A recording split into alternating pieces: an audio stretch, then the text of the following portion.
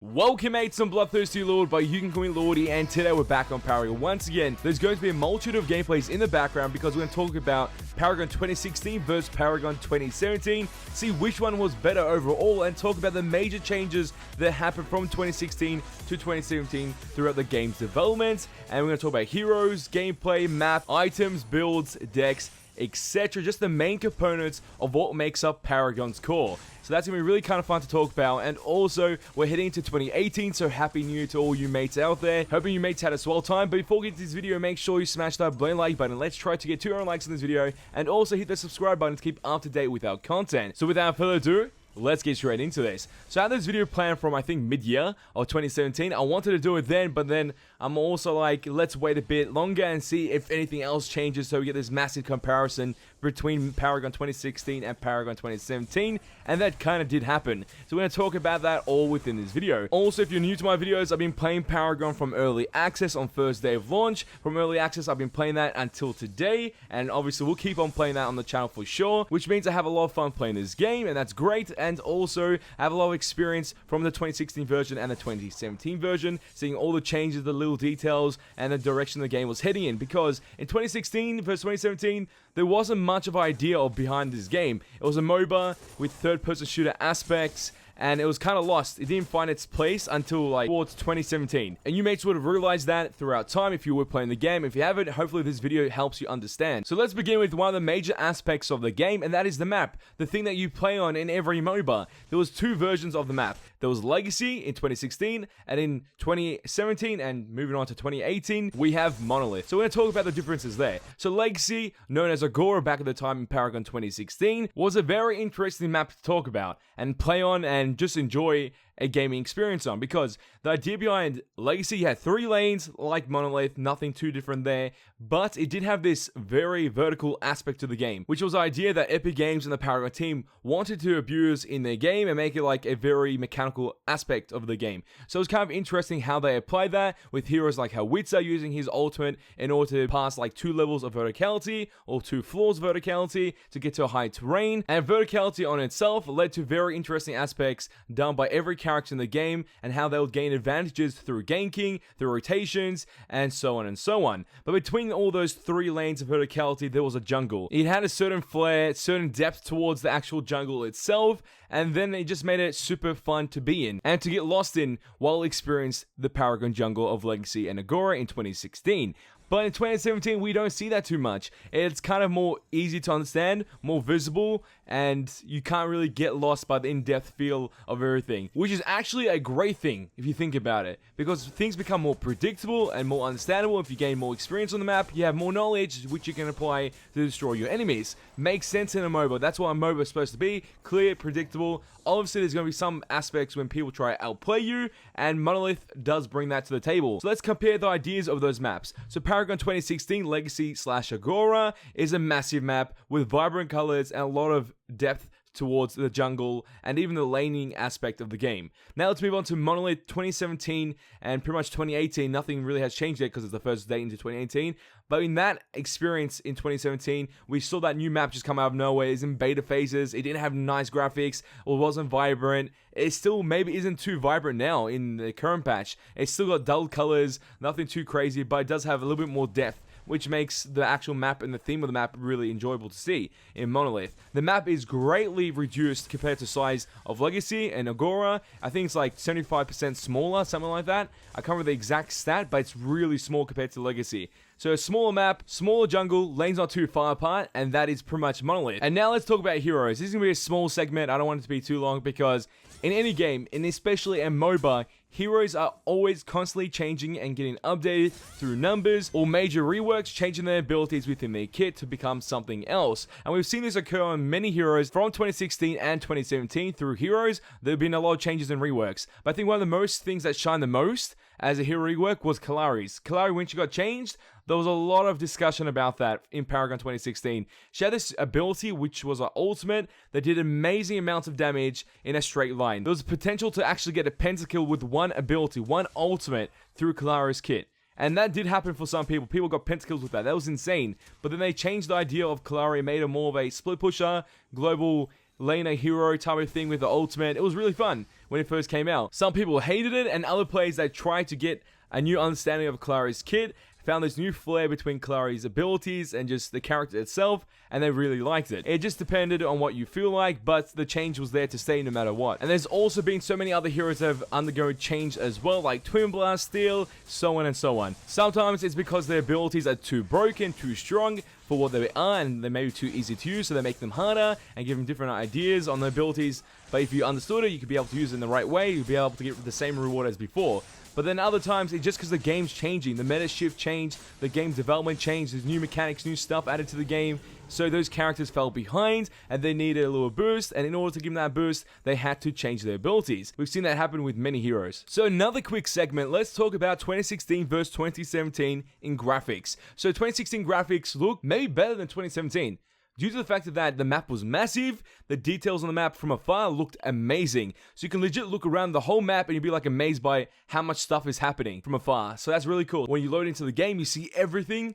It is a sight to see for sure. Then in Monolith, we don't really have that as much as the other version of it. It's still there to a certain degree, but because the map is small, there's less detail from afar. But when you get close and look at everything, there's a lot of detail in it. Maybe the graphics hasn't changed too much. I still feel like the other one was more vibrant than now, but 2017 graphics is still high up there and obviously will change during 2018, so get hyped about that. And now let's move on to gameplay mechanics. So in 2016, we had a couple of interesting gameplay mechanics, and one of those were shadow pads. So the idea of this essentially is to step into this pad zone, and then you enter invisibility by doing so. Then when you leave it, you will lose your invisibility. And this gave you many interesting plays, because people would wait in there and just wait for the enemy to come close enough, and then they'll just jump the enemy and destroy them. And you could even use this as a way to gank lanes, because obviously they won't be able to see you since wards can't detect you once you're in the shadow pad. So that's in 2016.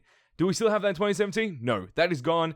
Doesn't exist anymore. The only way to gain stealth mechanics right now, or invisibility, is through certain characters like Kalari and Wraith, and also using certain cards. The closest thing that we have to a pad in Paragon in 2017 is the jump pads from base. So essentially you jump off the base jump pad, then you get to lane quicker. That is the idea of the jump pads. Usually exist in the jungle as well. So you go from strong side jungle, or the right hand side of the jungle, to the left hand side of the jungle, but that does not exist anymore as well. And that was in 2017 alone. So in 2016, this did not exist at all. But in 2017, we still have jump pads, and they're still working kind of well. Now let's talk about another major aspect of the gameplay mechanics, and that is Orb Prime. A buff that you need to get as a team in order to win the game. That's usually what happens majority of the time. If there's a stalemate, Orb Prime can head you to the right direction. In 2016, you have to destroy the Orb Prime Guardian in order to gain the Orb Prime. Then you'll be able to take that orb to position, then slam dunk it in that position in order to activate Orb Prime buff for you and all your team members. But when holding Orb Prime Orb,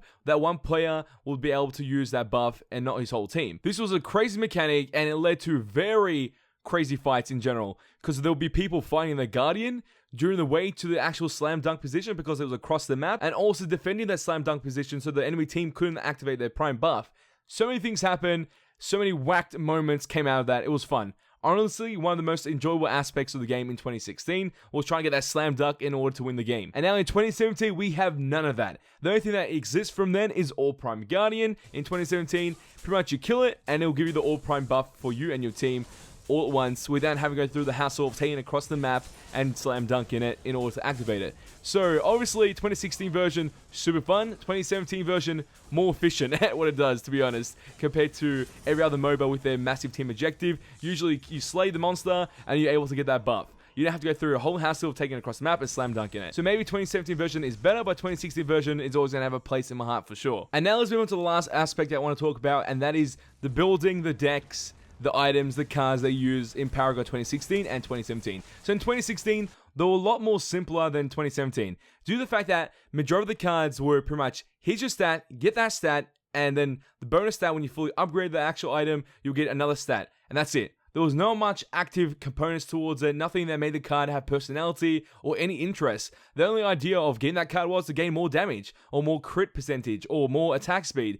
Because everyone back then used to just build power. You can still say that it happens now, but back then it was 100% just build damage, build power, get attack speed, get crit, and you win game. That was the idea with nearly every character back then. And sure, there was cards with the actives that were just amazing, like Shockwave, used to provide a hard knock-up effect. So pretty much like a shield slam ability from Steel as his ultimate in a card form. It was OP, it was broken, and that got nerfed and that got changed. It happens with everything. There's always going to be that one card that shines through as a crazy active, and that was one of those cards named Shockwave. And obviously, we don't have those cards now in 2017. That card is completely gone. We have a new card system in 2017, providing us with a very interesting personality towards each card component, having unique actives, unique benefits, and obviously still having those stats connected towards the card, but that is not the reason why the card shines. Usually it's the active and how that you can use it with particular characters that makes you want to use that card on that character. So that's really fun compared to 2016 version. And also back in 2016, you could equip 6 cards at a time within the game.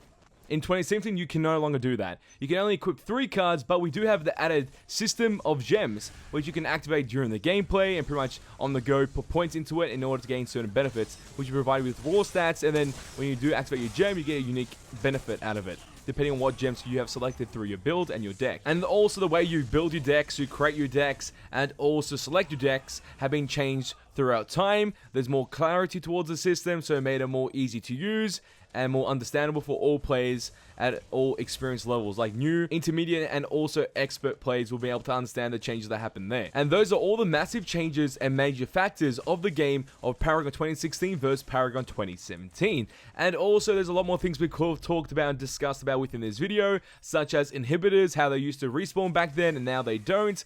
Fast travel animations, how we used to have them then, pretty much giving more personality towards the character when you gain extra move speed and when you just run around the map, and now we don't have that. There's so many things that have changed throughout the game that I could have discussed in this video, but I don't want this video to feel like a movie that goes for 1 hour long. But obviously through Paragon 2016 and Paragon 2017, well, the game is starting to develop into something better and hopefully greater. That is the goal always with any game and anything in the future that gets better, and I'm hoping that does happen for Paragon. With all the changes that happened, we can see how they've been implemented into the 2017 version of Paragon, and also how things have been discarded from 2016, move on to 2017, and we're going to see the same thing happen in 2018 with new elements being added to the game, new mechanics, and new stuff in general, followed by other things getting discarded from 2017, or even 2016 things that were carried on that might get discarded in 2018. You never know, there's so many possibilities, but I know this game is going to be a great game, and hoping you guys enjoy the comparison between Paragon 2016 and 2017. But mates, as always, tell me your opinions and thoughts in the comment section down below.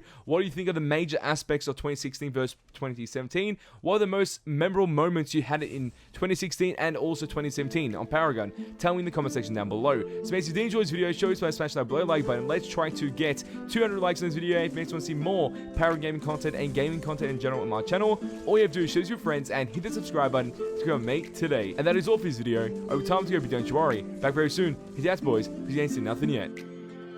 So mates, if you're still here at the end of the video, you are dedicated and you are amazing towards the channel and towards me and pretty much the family of mates that we've created on the channel, the community of mates we've created on the channel. And obviously in 2018, hoping for everything to go great for me, you, everyone. So make sure to get a notepad, write those goals, and make sure you smash them by the end of 2018. That is always going to be the goal.